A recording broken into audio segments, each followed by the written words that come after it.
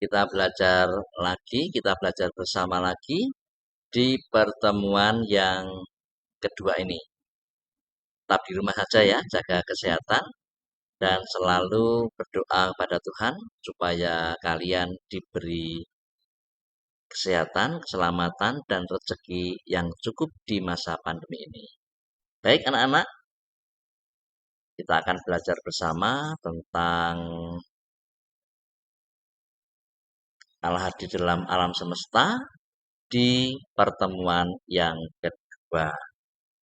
Untuk pelajaran yang lalu, kalian masih ingat bahwa Allah hadir dalam alam semesta, dalam segala ciptaannya.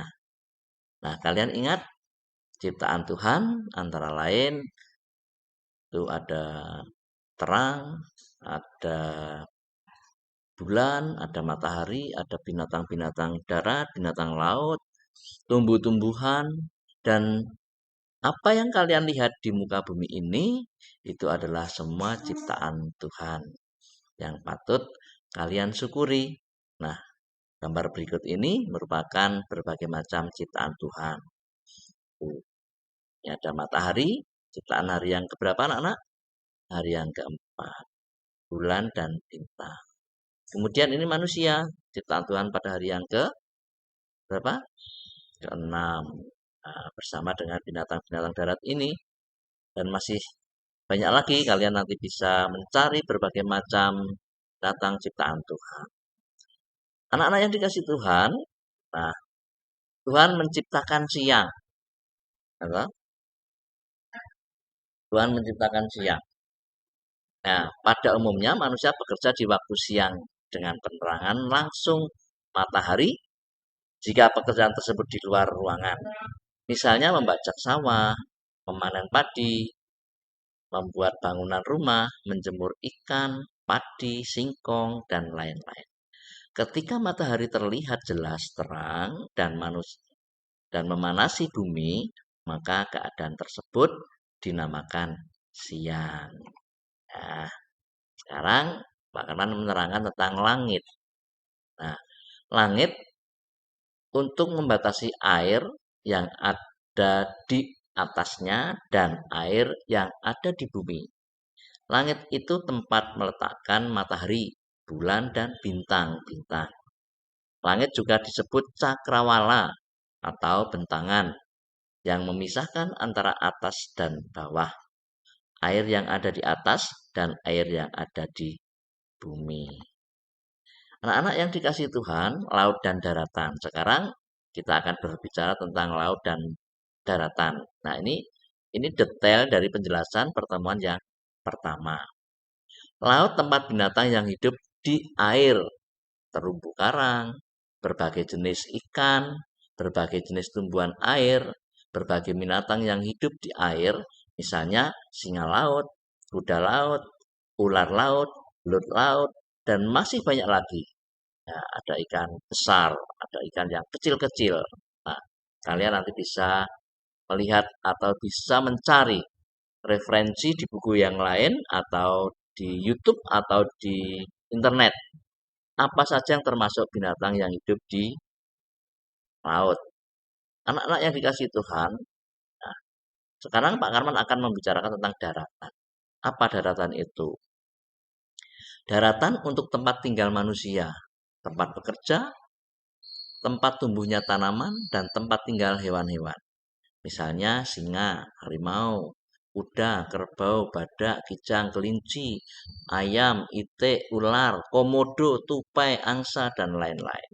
Mereka hidup saling menguntungkan, bahkan menjadi rantai makanan bagi kehidupan makhluk hidup satu dengan yang lainnya. Kita akan menjelaskan tentang benda penerang di langit.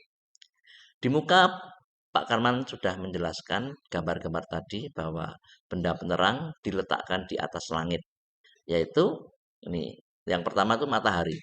Sumber panas bumi yang paling utama dan terbesar menyinari bumi di siang hari, bermanfaat bagi semua makhluk hidup di bumi, dan memantulkan cahayanya di malam hari sehingga bulan kelihatan bersinar untuk menerangi bumi di waktu malam atau ketika gelap.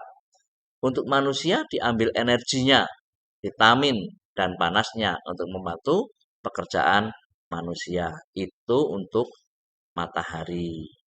Nah, anak-anak yang dikasih Tuhan, untuk binatang diambil panasnya, ya, ya itu tadi untuk binatang diambil panasnya untuk menghangatkan tubuh. Nah, jadi binatang juga ingin menghangatkan tubuhnya melalui sinar matahari. Dan diambil vitaminnya agar binatang atau hewan selalu sehat.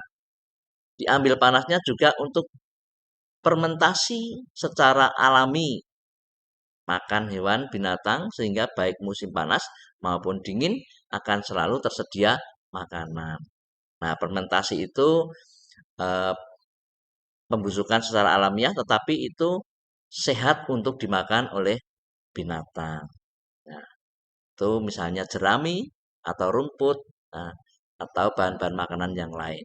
Untuk tumbuhan, ya, membantu fotosintesis pengolahan sari makanan dari daun menuju ke akar atau batang kayu sehingga tanaman atau pohon bisa hidup subur dan besar, bahkan berbuah, bermanfaat bagi atau sebagai penyedia makanan bagi makhluk lainnya.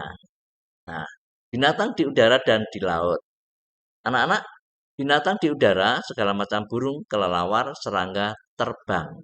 Ya, yang terbang itu dimaksudkan bahwa binatang yang di udara. Kalau disebut satu persatu banyak sekali macam-macam burung. Ya, kelelawar itu juga banyak jenisnya. Serangga, apalagi itu bisa beribu-ribu nama serangga. Nah, binatang di laut, segala ikan dan biota laut, air asin, ikan paus, teripang, cumi-cumi, penyu, lumba-lumba, hiu, kuda laut, ganggang, dan lain-lain. Itu binatang yang hidup di laut. Binatang darat dan manusia.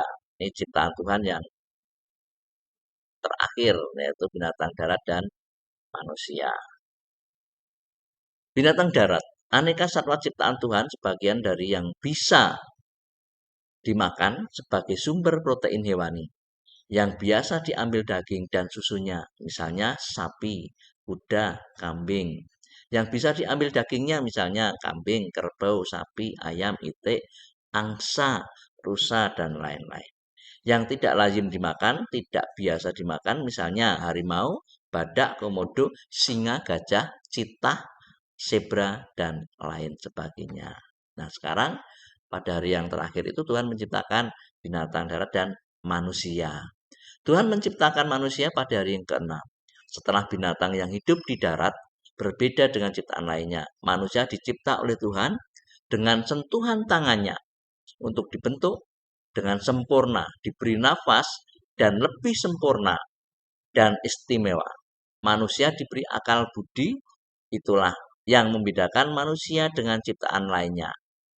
Manusia ciptaan Tuhan yang pertama itu laki-laki, diberi nama Adam. Artinya manusia atau orang pertama yang terbuat dari tanah. Sedangkan manusia pertama perempuan adalah Hawa. Artinya ibu dari segala yang hidup. Manusia pertama yang tercipta dari tulang rusuk laki-laki atau Adam. Nah, sekali lagi Pak Karman mengingatkan gambar-gambar ini sebagai bukti ciptaan Allah, yaitu tanda kehadiran Allah di muka bumi ini. Nah, sekarang bagaimana cara mensyukuri anugerah Allah?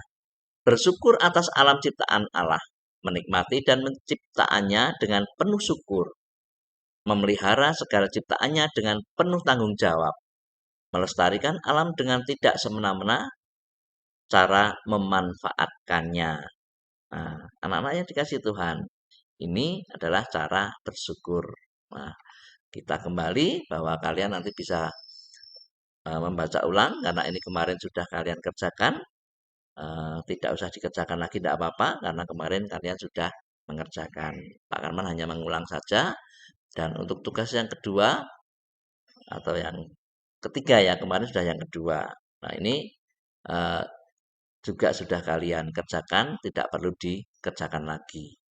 Nah, kalian hanya mempelajari apa yang Pak Karman sampaikan dan nanti Pak Karman akan memberi tugas di pertemuan berikutnya. Baik, anak-anak yang dikasih Tuhan, itu pelajaran yang kedua. Pak Karman hanya mengulang, mengingatkan, dan tugasnya tidak perlu kamu kerjakan, karena kemarin kalian sudah mengerjakan. Tunggu nanti tugas berikutnya di sesi pertemuan yang lain. Demikian anak-anak, pelajaran agama, pertemuan yang kedua di pelajaran yang pertama. Oke, salam sehat, Tuhan memberkati. Salam.